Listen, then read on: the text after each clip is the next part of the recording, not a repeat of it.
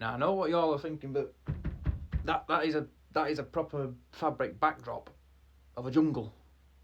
But I deal with underwater stuff, so it's not really, really, is it? But, oh well, I thought I'd use it for the intros. But anyways, let's crack on with the video.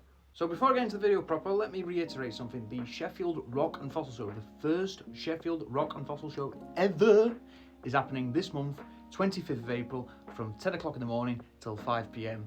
in the afternoon, and it's going to be at the Sheffield Trades and Labour Club.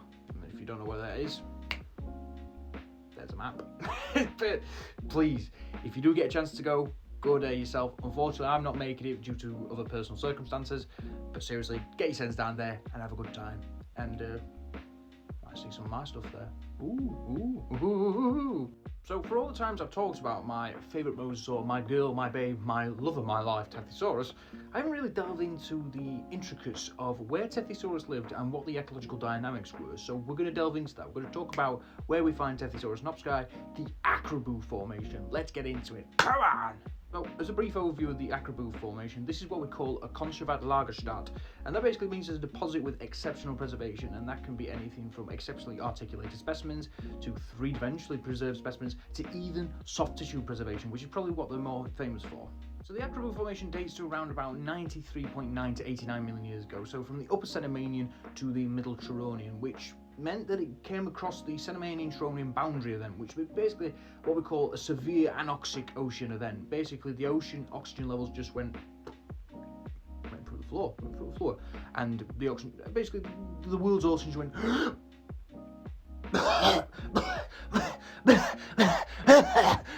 So the Akrabou Formation, which is located in Morocco, which I forgot to mention, it's in the Moroccan High Atlas Mountains, is basically a carbonate platform or epicontinental shelf environment, which meant there's a vast expanse of shallow marine sea, particularly during what's called a marine transgressional environment. Basically, the water levels are going up,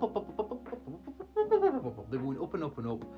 And this creates a fantastic environment for these animals, and they get preserved in all sorts of different limestones, cherts and marls, but particularly the nodular beds where the fossils are getting preserved in 3 dimensions. That's where we get some of these fantastic ammonites and various other fossils, including Tethysaurus. Now, something about the Akrabou Formation I didn't mention because I don't really want to upset people. Well, maybe I do anyway. But the Akrabou Formation sits directly above the Chem beds, which meant that in order for Tethysaurus to exist, Spinosaurus had to go. Sorry, Spinosaur fans. But the immediate beds are part of a very shallow marine environment that dates to about 93 million years ago, and they're what's called the Gault. Now, the Gault layers are what's known as a platen calc, which means it's a thinly bedded limestone with very, very little to no bioturbation, which means there's no animals living in the sediments, there's no animals living in the substrate. They're not going to mess up the fossils that are in and disarticulate them, in which case we have some fantastic, well-preserved fossil fish, as well as other creatures, and actually plants are found in there, so it means it was close to the shoreline. But then we get the meat and potatoes of the Akrabou Formation.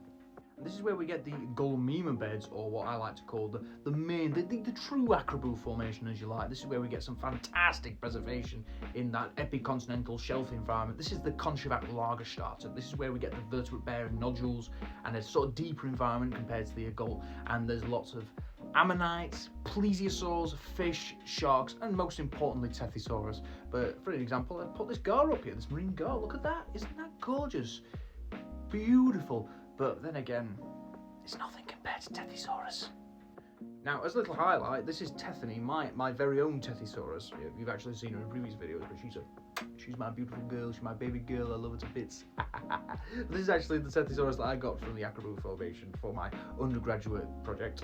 And I want to make a point with this, is that the preservation of these fossils is immaculate.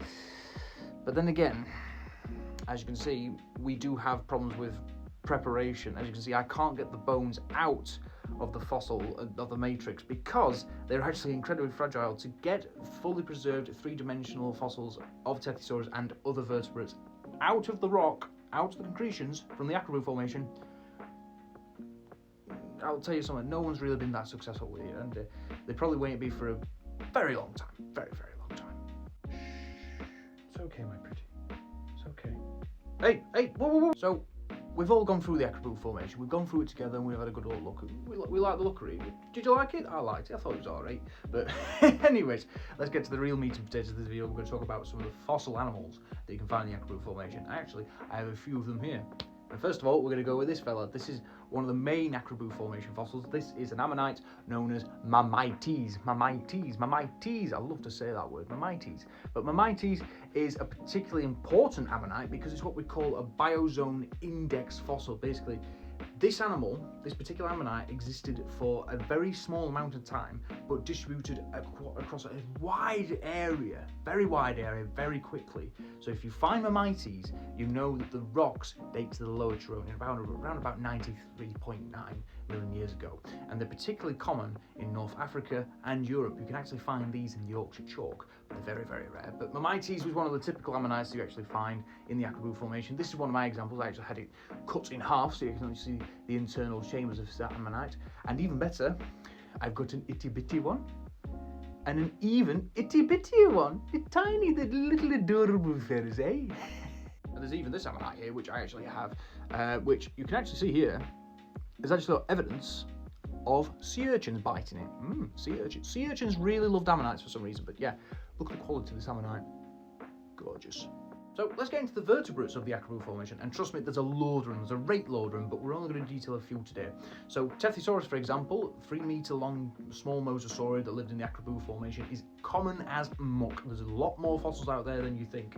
It's a plesiopedal hydropelvic mosasaur, basically means it had arms and legs designed for the land, but its pelvis wasn't. It was more marine adapted, so it meant that Tethysaurus, no matter how much it tried, couldn't get back up onto land. Yeah, and this animal was probably feasting on small fish and the occasional ammonite, based on direct evidence. So it was quite an opportunist and a generalist. So mosasaurs were getting in alright there. Yeah, at the start. Yeah. I mean, for goodness sakes, even sharks, even rays and their relatives were doing quite well in the Akrabou Formation, and we've got quite a few examples of them from complete cardiomycetes skeletons as well. That's mental. First up, we've got Asphylopristis, which is the replacement of Onchopristis, which therefore means it's better. Oh, I've upset every Onchopristis fan out there. I'm really sorry, not sorry. But anyways, Asphylopristis, which is named after the village of Asphla, which is near some of these Akrabou Formation exposures, is actually known from quite a few specimens, and some details about the teeth, the wrinkled enamel, shows that this animal was hunting hard prey. Unfortunately, Asphylopristis wasn't the only shell crusher in the area. Tychodus margrabianus was actually found in the Akrabou Formation. Yeah, Tychodus, which is also found in America and the UK. But this particular species was only ranged up to about 3.5 metres compared to the giants that could get up to 10 metres in Central Americas. So this animal was going after pretty hard prey and was probably going after the ammonites. So, you know, not direct competition, but hey ho. You also had various other sharks in the Akrabou Formation, but we can get into those in another video. You know, that'd be really cool to do, but you know, mosasaurs first.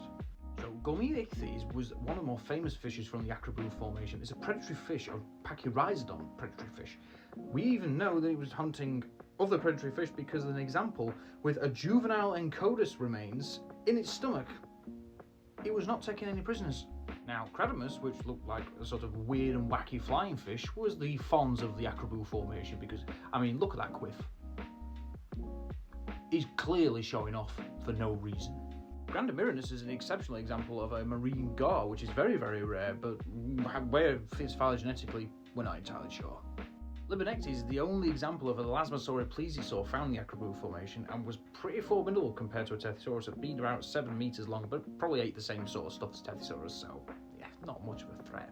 Manimergus and Philulia were polycotyl plesiosaurs around about 5 to 6 metres in length, and they were probably much more competition to Tethysaurus considering they were very acrobatic and Tethysaurus probably wasn't, but you know, again, not the main problem. No, Brachiochenius, a giant pliosaur of about 5 to possibly 9 metres, is the top predator in the Akrabou Formation and was the main problem for Tethysaurus. But unfortunately, a little bit after Tethysaurus' time, the pliosaurs suddenly disappeared and the bigger mosasaurs came into the picture. So yeah, the Akrabou Formation, the home of my gal Tethysaurus, yeah, a lot more to it than what people probably thought. I mean, for goodness sakes, there's a top predator pliosaur out there. But then again, pliosaurs didn't do too well when the bigger mosasaurs came along, you know. I'm not saying there's direct causation. I personally don't believe that. But yeah, but the home of Tethysaurus, not what you thought it was. Anyways, guys, hope you enjoyed this video. Hope you're having a good day, and I'll see you later. Ta-da, bye.